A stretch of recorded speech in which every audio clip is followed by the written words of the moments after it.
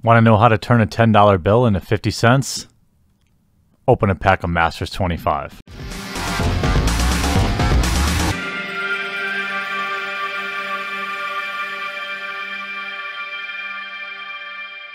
Wizards of the Coast has done it again. They are their own worst enemy.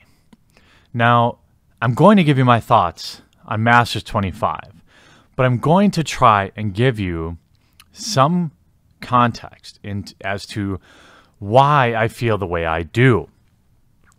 A lot of people that may be anti-fans of me will constantly say that I'm just complaining.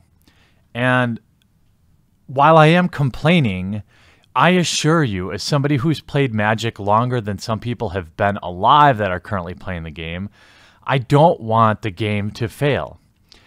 I complain because I'm a fan. And we are in the middle of probably 2 straight years of some of the worst decision making I've ever seen. That's not even the bad part. It's that all of these problems are self-inflicted. Wizards of the Coast is addicted to hype.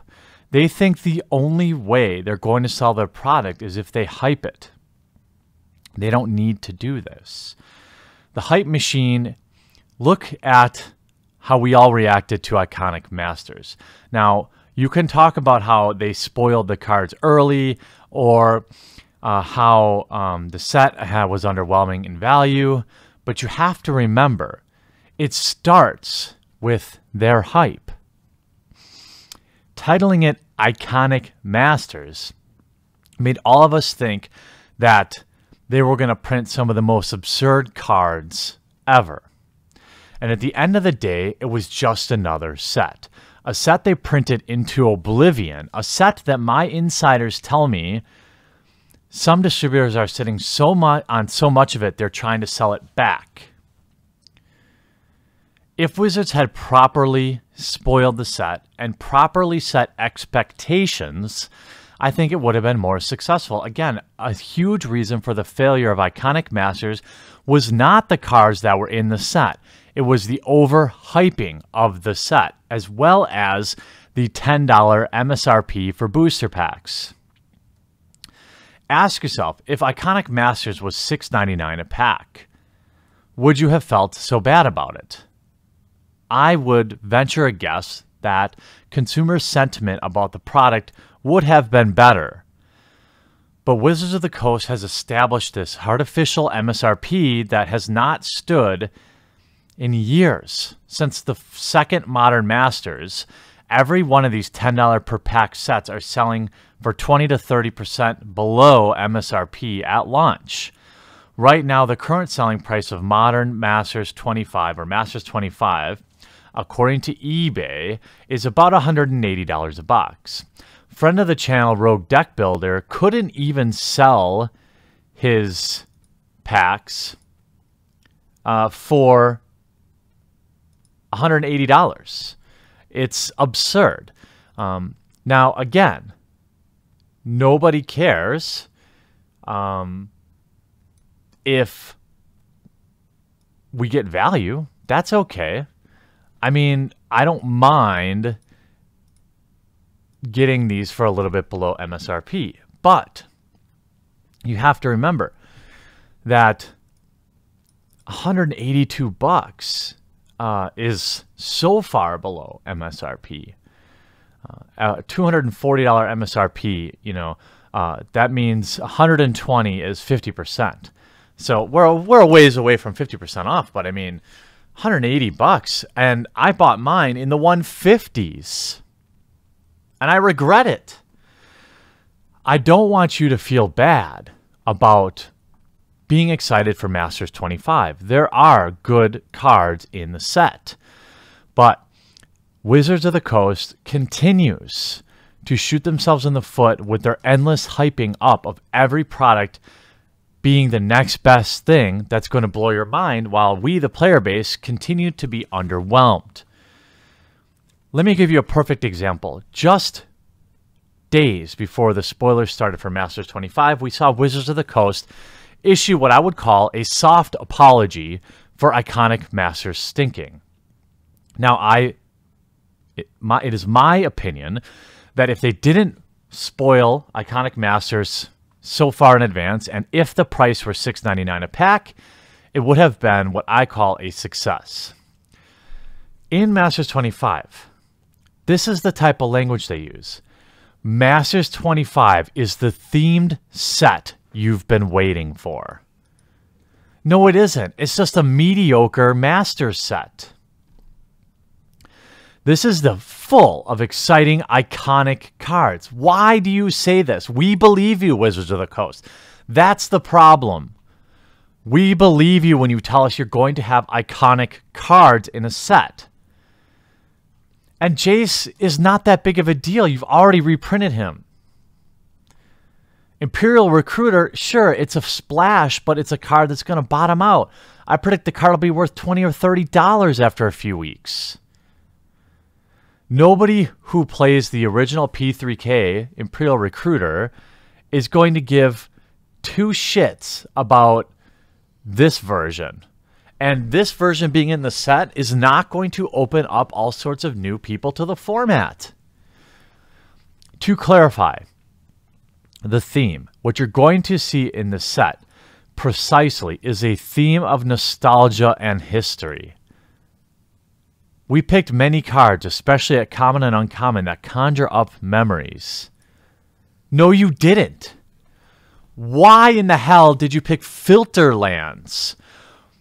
If I think about one of the most iconic cards, just in general, in Magic the Gathering, it's fetch lands. Why in the hell are there not fetch lands in this set? You want to talk about iconic, memorable cards? Why isn't Shivan Dragon in this set?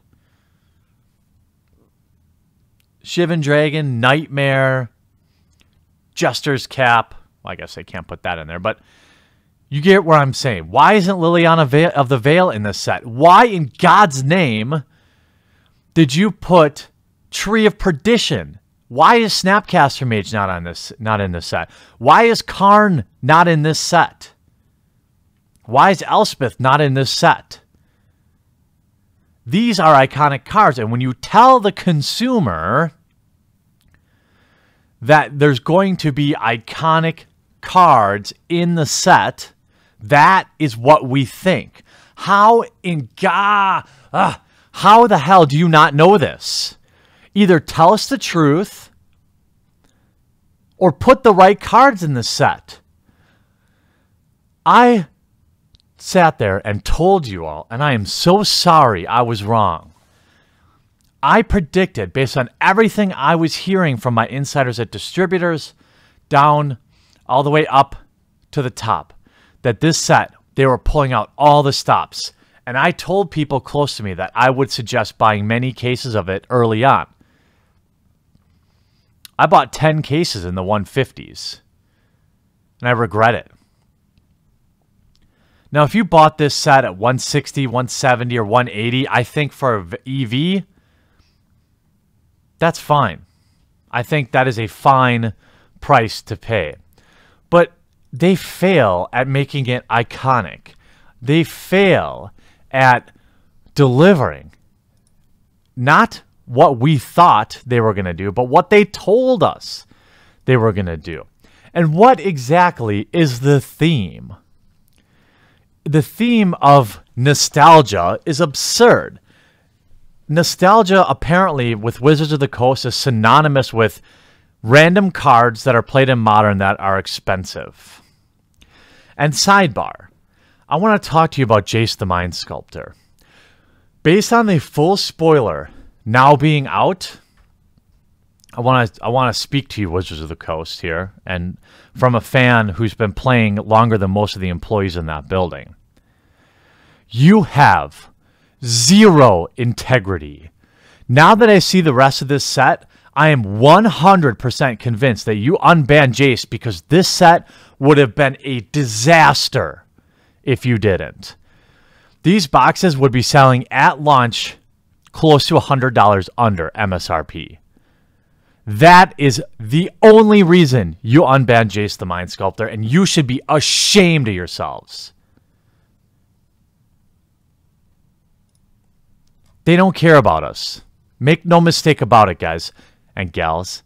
They don't care about the players. If they did, they would have fixed the card stock. Oh, great.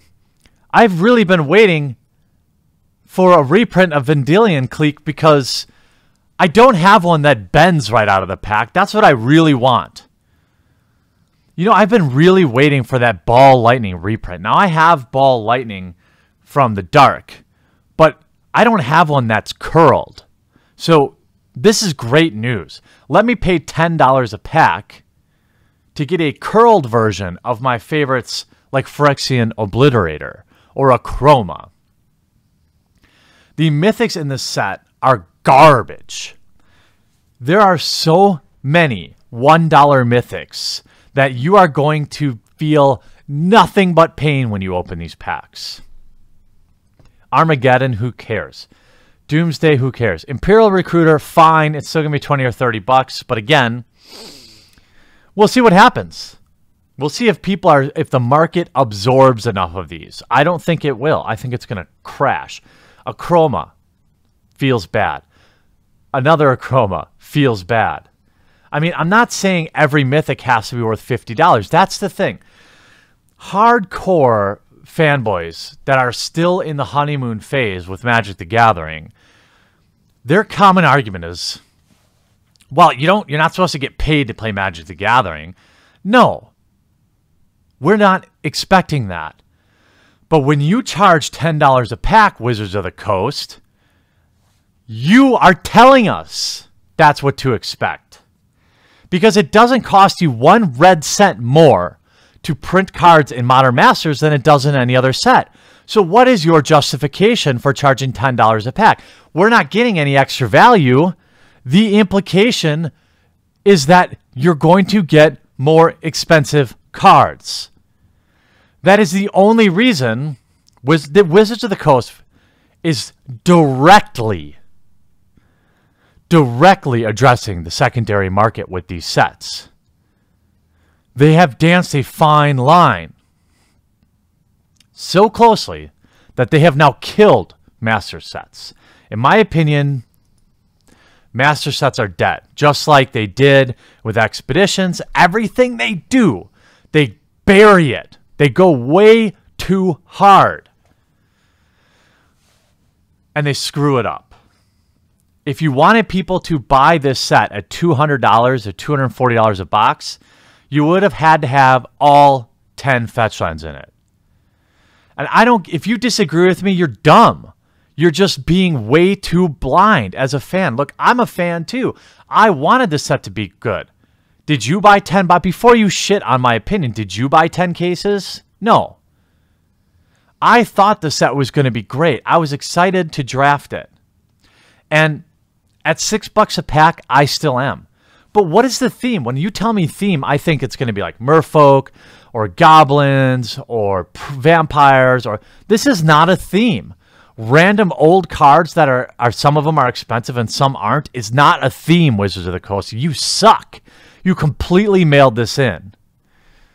Is it going to be worth $150, $160 a box? Sure. But look at all these mythics you're going to hit and just hate yourself. I paid $10 a pack and I cracked a $1 Tree of Redemption. I mean, you have Vendilion Clique, okay. Jace, okay. Imperial Recruiter, okay. I'm not saying I have to get paid to open Magic. But what I'm saying is you cannot deny the reality that guys like me and people that think like me do want to have a chance to get their money back. That is why we pay $10 a pack. Don't tell me any different. If you can make a legitimate argument, I will bring you on my show. Because you read Plebit, and these idiots are like, dude, it's $10. It's not about making your money back. Right. Well, if I want to, it's about, drafting. I can go buy Khans of Tarkir for far less and draft that. I can draft RTR. I can draft any set in the last 15 years for the same price. I don't need to pay $30 to $40 a draft. Nobody does. Nobody was asking for that. Show me the person that wanted to pay $35 to $40 a draft if they want prize support. They don't exist. We all agreed with a wink and a nod with the original Modern Masters sets that we were going to pay your $10 per box because there was value in it. Now you've gone the route of releasing them all the time, every year, several times a year now, basically. In a 12-month calendar year, we're going to have how many Master sets? We're going to have Masters 25. We're going to have Iconic Masters. I mean, you blew it. You do what you always do, Wizards of the Coast. Your biggest weakness, as I've always said, is not the game. It's your execution. You're so desperate to tell everyone what they want to hear that you forget that when you tell us the truth, we're going to be pissed off. This is the thing you have to understand. They called the set M25, okay? This is the set that is supposed to be celebrating 25 years of Magic the Gathering. Every single card has to be right. And instead they give us a very mediocre, generic Masters set. Why do you call it M25 and you try to tell us that you're celebrating 25 years in Magic history and you leave out some of the most important cards? I think it's fair to grade releases or sets A to F normally. But with a set that you are putting out to honor 25 years of Magic the Gathering, it is either an A+ or an F. There is no excuse for them mailing it in, and in my opinion, that's exactly what they did. There needs to be a top-down cleaning at Wizards of the Coast. I don't think many people disagree. And with another set that's going to bomb, maybe the people at Hasbro will start to pay a little closer attention. Thanks for watching, and I hope you enjoyed this video. If you want to be notified the next time I upload a video, make sure you subscribe and take a moment to turn on notifications. If you want to support the cause of this channel, it survives because of the amazing generosity of those that choose to back me on Maker Support. The link is in the description, and hopefully you'll consider backing today.